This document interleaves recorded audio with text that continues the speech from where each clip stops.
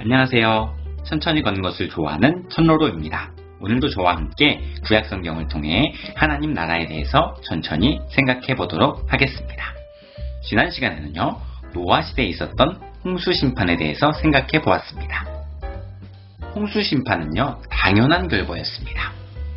노아 시대 사람들은 하나님을 떠나 죄악이 가득한 세상을 만들었기 때문입니다. 하나님의 백성이 하나님을 떠나 부패한 세상을 만들었기 때문에 심판을 받는 것은 당연합니다.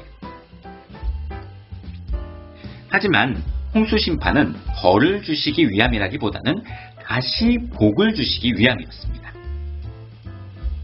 그래서 노아의 방주를 통해 구원의 길을 열어두셨고요. 심판 이후에 노아와 그의 가족들에게 복을 주시면서 창조했을 때의 모습을 다시 회복하고 간직해 나갈 것을 당부하셨습니다. 우리 인생 가운데도 찾아오는 심판과 같은 고통의 시기가 있습니다. 그때마다 우리는 하나님의 마음을 헤아릴 수 있어야 합니다. 하나님께서는 우리가 영원히 고통 가운데 살기를 원하시는 것이 아니라 창조의 모습을 다시 회복하고 하나님의 뜻을 따라 살기를 원하십니다. 고통의 순간순간마다요, 기도를 통해서 하나님의 마음을 헤아려보고 우리에게 복을 주시려는 하나님의 마음을 깨닫고 어떠한 환경과 상황 속에서도 하나님과 멀어지는 선택이 아니라 하나님과 가까워지는 선택으로 주님과 함께 창조의 기쁨과 행복을 회복하는 삶이 되기를 바랍니다. 오늘은 바벨탑 심판에 대해서 천천히 생각해 보려고 합니다. 인간은 왜 바벨탑을 세우려 했을까요? 성경은 인간들이 자신들의 이름을 내기 위해서 바벨탑을 건설했다고 증언하고 있습니다. 여기서 이름을 낸다라는 단어는 히브리 원어로 만들다 라는 뜻을 가지고 있습니다. 이 단어는 창조 기사에 나타난 단어입니다. 하나님만이 하실 수 있는 무에서 유를 만들어내는 완벽한 창조를 의미합니다. 다시 말하면요, 인간들이 하나님 자리에 올라가서 하나님과 같은 일을 할 수 있다고 선언하는 것이 바로 바벨탑이라는 것입니다. 그래서 돌을 대신하여 벽돌, 진흙을 대신하여 역청으로 탑을 쌓기로 합니다. 이것은 인간의 기술을 의지해서 에덴 동산과 같은 모양을 흉내낸 유토피아를 만들겠다는 것입니다. 게다가 온 지면의 흩어짐을 면하자라는 선언으로 창조 때에 받은 사명, 생육하고 번성하여 땅에 충만하라는 명령도 완전히 어겨버렸습니다. 하나님의 백성들이 많아져서 이 땅에 하나님 나라를 완성하는 것이 하나님께서 인간에게 주신 사명인데 자신들의 나라를 건설하기 위해서 그 명령에 불순종하고 있는 것입니다. 에덴 동산에서의 불순종이 그대로 홍수 심판의 세대에 일어났고 지금 바벨탑 시대까지 이어지고 있는 안타까운 모습입니다. 이런 연속되는 불순종, 그 불순종을 바라보시는 하나님은 어떤 마음일까요? 이렇게 불순종의 연속인 인간들에게 하나님은 어떤 처분을 내리실까요? 하나님께서는 언어를 혼잡하게 하셔서 서로 알아들을 수 없게 하셨습니다. 하나님을 찾지 않는 인간들, 찾지 않는 것도 모자라서 하나님처럼 되겠다고 바벨탑을 건설하고 있는 인간들을 하나님께서 직접 찾으십니다. 그대로 두었다가는 인간이 가지고 있는 하나님의 형상을 다시는 회복시킬 수 없을 것 같았기 때문입니다. 그래서 하나님께서는 창조하셨을 때의 기억을 떠올리면서 다시 그 창조의 질서를 회복시키시기로 결정합니다. 태초에는 혼돈하고 공허했던 곳에 말씀으로 천지를 창조하셨다면 이제는 그 말씀으로 다시 인간을 혼돈 가운데로 돌려보내시면서 다시 처음부터 시작하기를 원하셨습니다. 그 혼돈 가운데로 돌려보내시는 방법은 언어를 혼잡하게 하시는 거였습니다. 그래서 이제는 서로 알아듣지 못하게 되었어요.